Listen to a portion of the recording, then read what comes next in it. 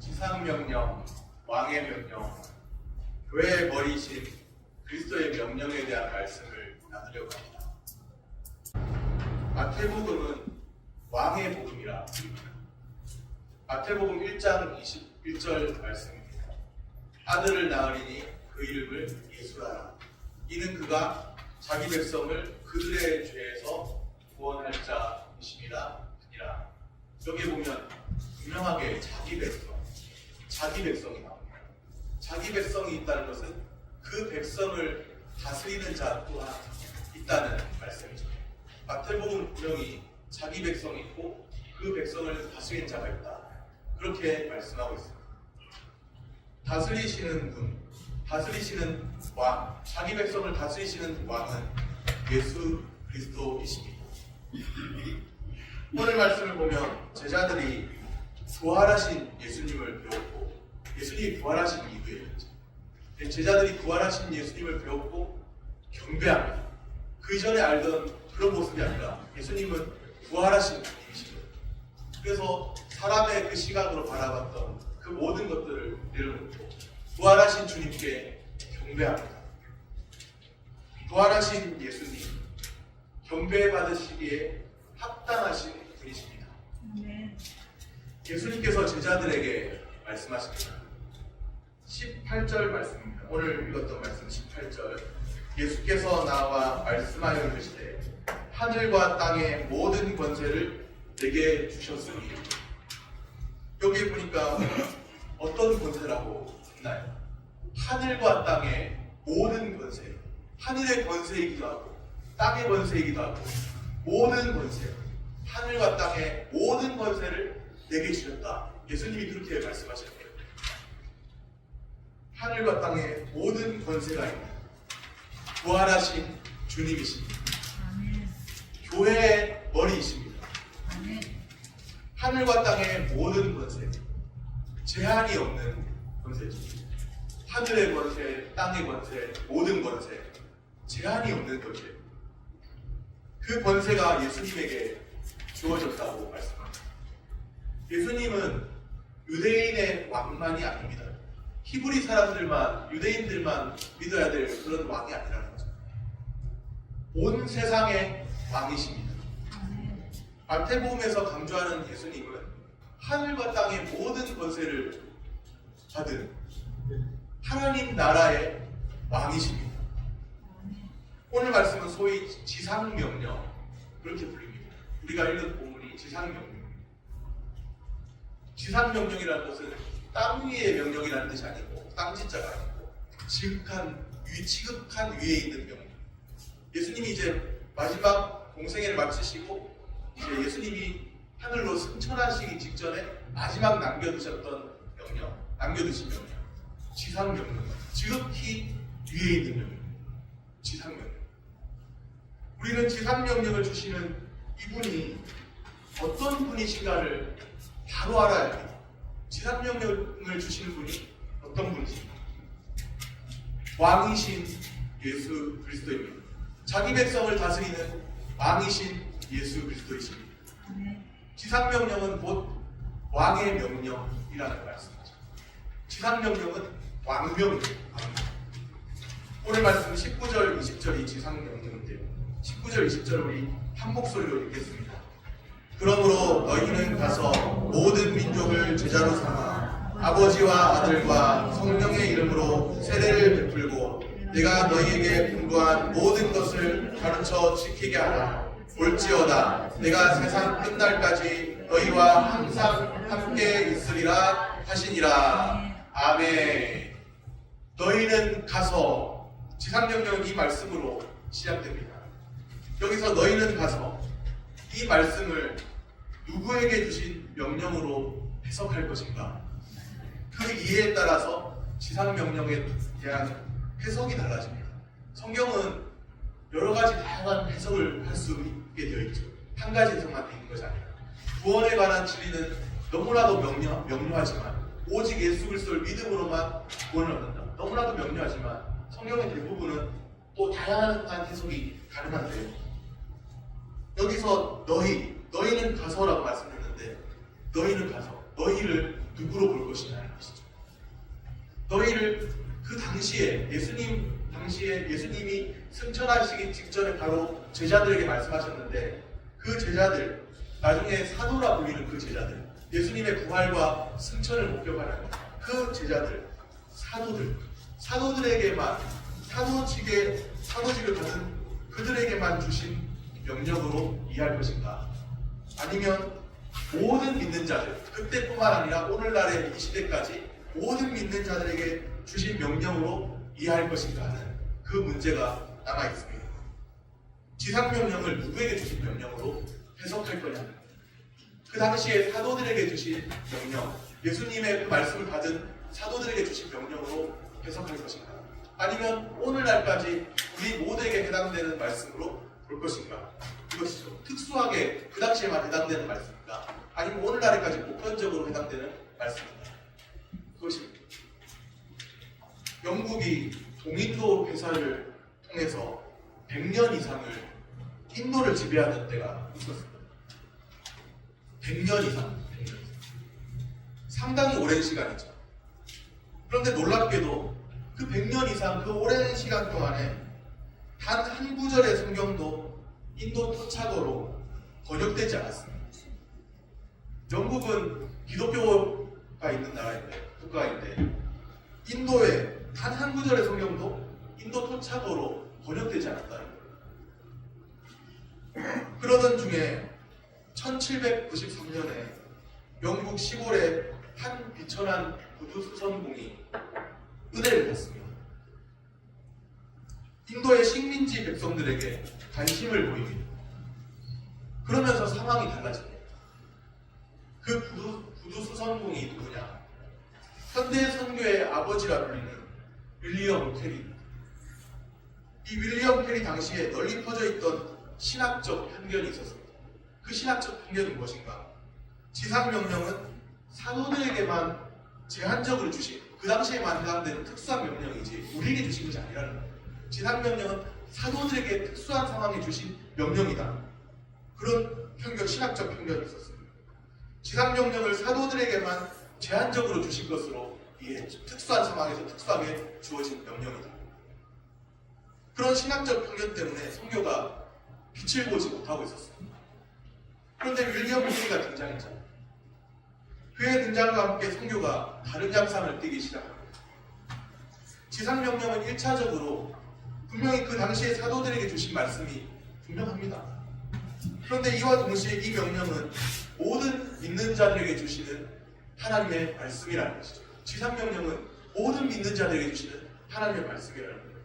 한번 성경을 통해서 생각해 보면 좋겠습니다. 사도행전 8장에 보면 스데반 순교 직후에 교회에 큰 박해가 일어났죠. 그 박해로 인해 사람들이 흩어졌습니다. 사도행전 8장 1절에 보면 사도 외에는 다 유대와 사마리아 모든 땅으로 흩어지니라. 사도 외에는 다 흩어졌습니다. 이 흩어진 사람들은 사도가 아니거든요. 사도가 아닙니다. 사도 외에는 흩어졌습니다. 그리고 흩어진 사람들이 있는데 그들은 흩어진 사람들은 사도들은 남아있었고, 예루살렘 밖에서 현장 가운데서 남아있었고, 흩어진 사람들은 분명히 사도가 아닙니다. 그런데 그들이 흩어지면서 무슨 일을 했나요? 사도행전 8장 4절에 보니 그 흩어진 사람들이 두루 다니며 복음의 말씀을 전할세. 흩어진 사람들이 두루 다니며 복음의 말씀을 전했습니다.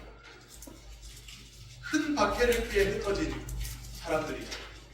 그 흩어진 사람들이 두루 다니면서 복음의 말씀을 전했습니다. 큰 박해를 피해 흩어졌습니다. 그렇게 흩어지면서도 하는 일이 있습니다. 성경은 그 하는 일이 무엇인가를 기록해놨죠. 주님이 남겨두신 지상명령에 순종하고 있는 겁니다. 지상명령은 사도들만 순종해야 할 명령이 아닙니다. 오늘날 우리에게도 주신 말씀으로 받으시기를 바랍니다. 유대교와 기독교에 큰 차이가 있는데 그 큰 차이가 무엇인지 아십니까? 여러 가지 차이점들이 분명히 있겠죠. 그 중에 하나는 유대교는 다른 종교와 달리 전도를 하지 않는 독특한 종교라는 거예요. 전도를 하지 않는 거예요. 유대교는 선민, 선민이라 자처하는 그들만이 유대교의 회원이기 때문이죠. 택함받은 백성, 선민. 그들은 택함받은 백성이라. 그 선민이라 자처하는 그들만이 유대교의 회원입니다. 유대교는 굳이 다른 이방인에게, 다른 민족들에게 전도할 필요가 없습니다. 자녀들에게 신앙교육만, 자신들의 자녀들에게 신앙교육을 철저히 하면 될 것이죠. 그런데 기독교는 유대교와 다릅니다. 모든 민족을 제자로 삼아 이렇게 말씀하신 그 말씀에 순종해야 합니다. 그러기 위해서 제자 삼아야 합니다. 복음 전도를 위해 누군가는 가야 합니다. 사도들만 복음을 전해야 되고 그 이후에는 안 전해도 되고 이것이 아니라는 거예요. 지상명령이 이루어지도록 모두가, 예수를 믿는 모두가 가야 합니다. 복음 전도를 위해 누군가는 가야 한다는 거예요. 그러면 누가 가야 할까요? 누가? 전도 잘하는 사람만 보내면 됩니까? 아닙니다. 제자된 우리가 가야 합니다.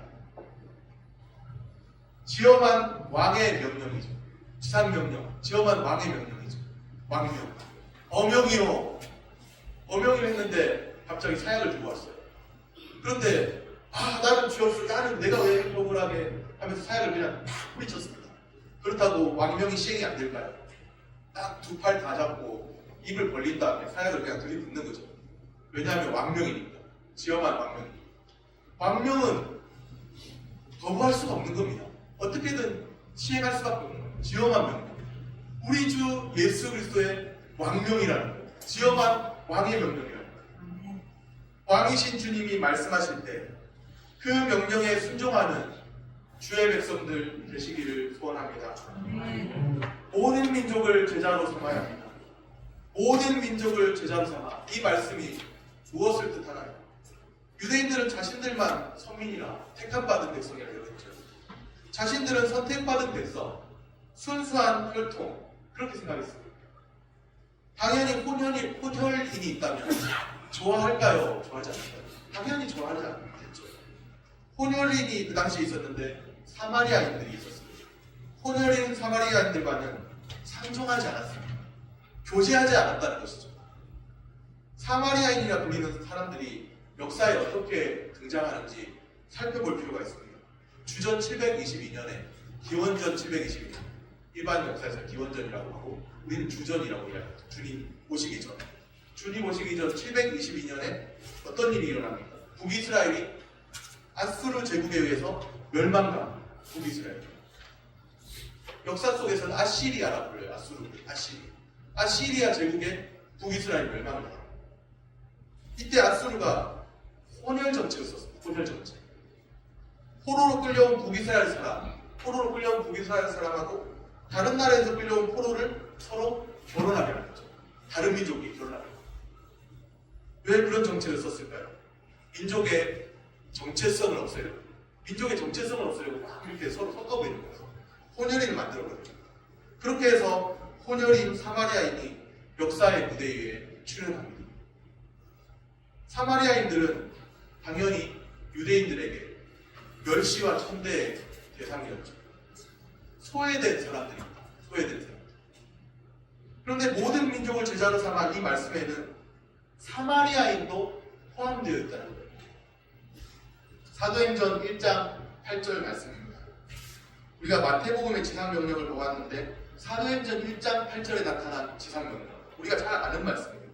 오직 성령이 너에게 임하시면 너희가 권능을 받고 예루살렘, 온 유대, 사마리아, 땅끝까지 이르러 내 증인이 되리라. 모든 민족을 제자로 삼아라고 하신 마태복음의 말씀이 사도행전에서는 예루살렘, 온 유대, 사마리아, 땅끝까지 이르러 내 증인이 되리라. 그렇게 말씀하세요.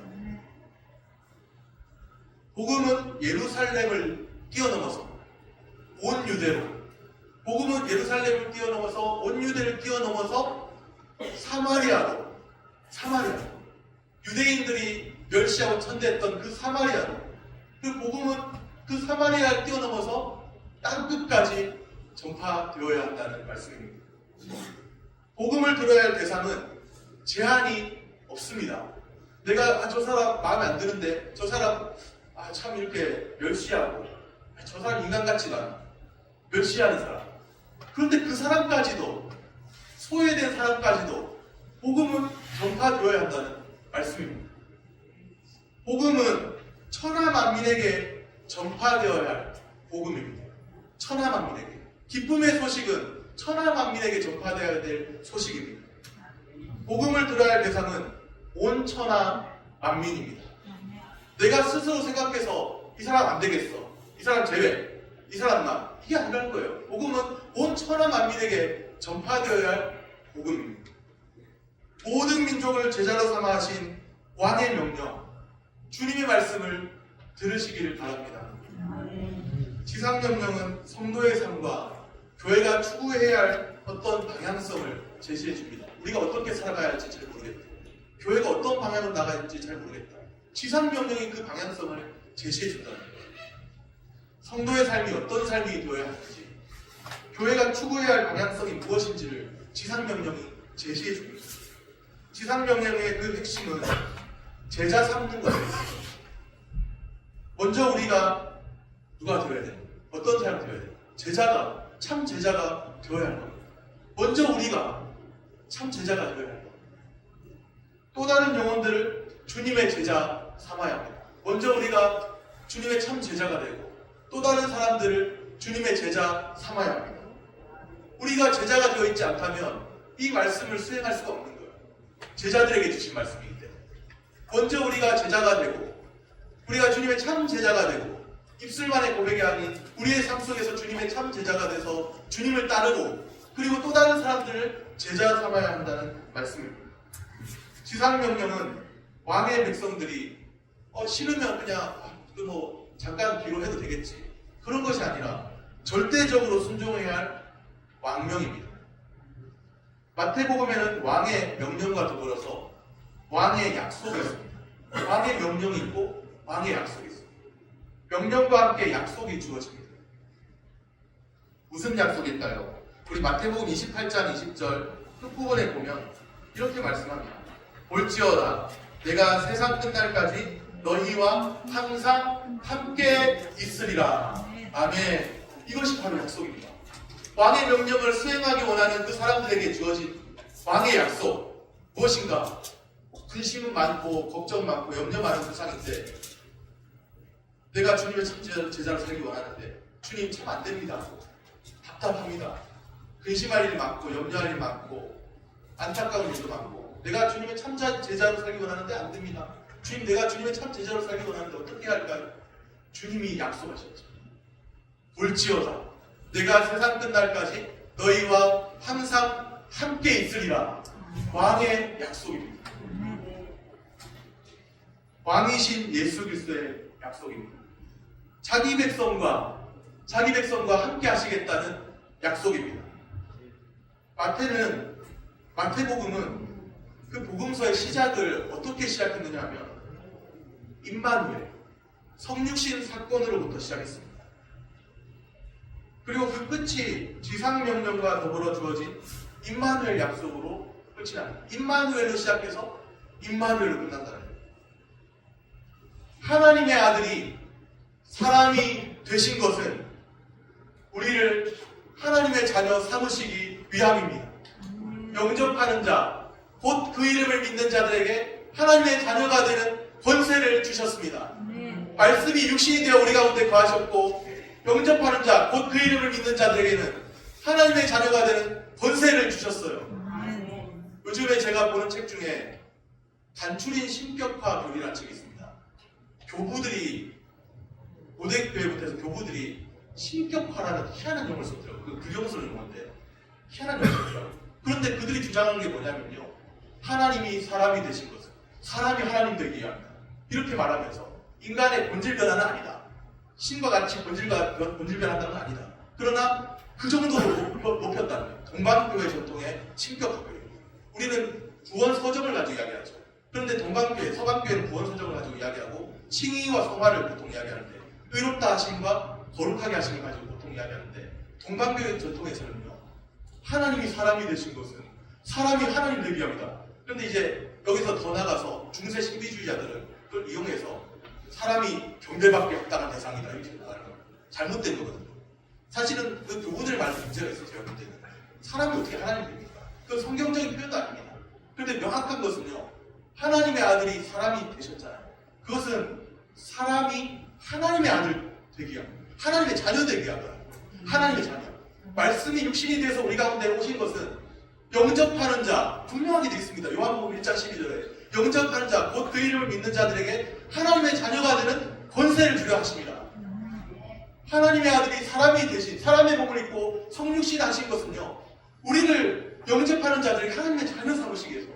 또 마태복음의 표현에 보면 하나님의 아들이 사람이 되신 것은 우리와 함께 하시기 위해서요. 임마누엘, 우리와 함께 하시기 위해서요. 왜 이 땅에 오셨어요? 우리와 함께 하시려고. 하나님이 우리와 함께 하시기 위해서. 하나님이 사람과 함께 하시기 위해서. 하나님의 아들이 사람이 되신 것은 하나님이 우리와 함께 하시기 위해서입니다. 임마누엘, 임마누엘. 하나님이 우리와 함께 계시다면. 마태복음의 알파, 오메가가 있는데 마태복음의 시작, 끝이 있는 헬라어 단어의 알파가 시작이고요. 끝이 오메가입니다. 헬라어. 그런데 마태복음의 알파, 오메가가 있는데 마태복음의 시작은 임마누엘. 볼지어다 처녀가 잉태의 아들을 낳으리니 그 이름을 임마누엘이라 하리라. 이를 번역한즉 하나님이 우리와 함께 계시다 함이라. 그런데 마지막은요, 볼지어다 내가 세상 끝날까지 너희와 항상 함께 있으리라. 시작과 끝이 하나님이 함께 하신다는 거예요. 왕이신 그리스도가 우리와 함께 한다는 거예요.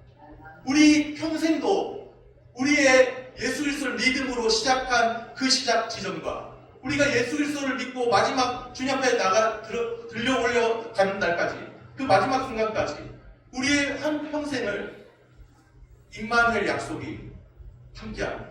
참 제자로 살기 원하고 하나님의 백성으로 살기 원하는 그 사람들에게, 모든 믿는 자에게 임마누엘 약속, 하나님의 약속이 우리와 함께합니다.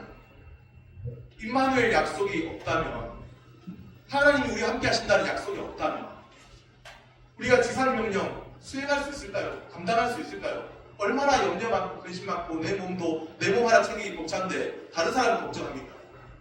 주님이 우리와 함께 하시지 않는다면, 그 약속이 없다면 우리가 감당할 수 있을까요? 내 주변에 돌아볼 사람도 많은데 무슨 세상 끝까지 이야기합니까? 안 되죠. 내 한 몸 감당하기 벅차죠. 하나님의 약속이 없다면 안 되는 겁니다. 주님이 우리와 함께 하시겠다는 약속이 있습니다. 임마누엘 약속이 있기에 지상명령에 순종하는 삶을 살 수 있습니다. 임마누엘 약속은 오순절날 성령이 강림하심으로 성취되었습니다. 부활하신 주님이잖아요. 하늘 보자 우편에 앉으셨다고 우리는 고백하잖아요. 예수 그리스도께서는 십자가 지시고 부활하셨고 승천하셨고 하늘 보자 우편에 앉으셨다. 우리는 사도신경을 통해서도 그렇게 고백하잖아요. 그러면 하늘 보자 앉아 계신데 어떻게 예수님께서 자기 백성들과 함께 하신다는 말씀입니다. 우리와 함께 하시겠다고 했는데 지금 예수님은 하늘 보자 우편에 앉아 계시다면서요.